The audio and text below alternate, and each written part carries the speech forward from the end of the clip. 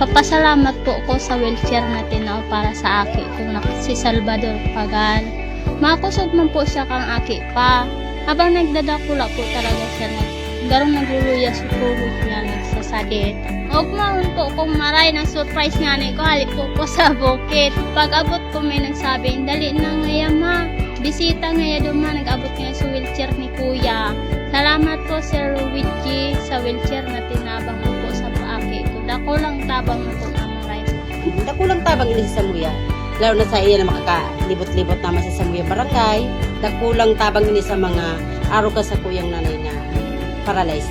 Salamat po Bob Luigi sa dinunar mong wheelchair para sa Samuyang nanay. Lugod na ang Diyos ang magtabang asin padagos na magbinisyon sa imo. Patnubayang ka nagkakurang.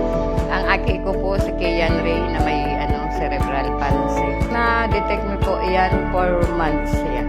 Sobra po makakatabang dahil po makakaluwas-luwas na siya. Mapapasyar mo na siya dyan sa tinampo. Napermin lang po kaya siya nakahig. Nahiling ko po kaya yung sapos. Sabi ko, try ko man daw pong maghaga digdi. Salamat po ta na tawaan man.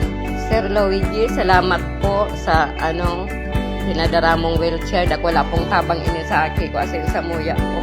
Sana po dakol ka pang matabangan. Araw kan aki.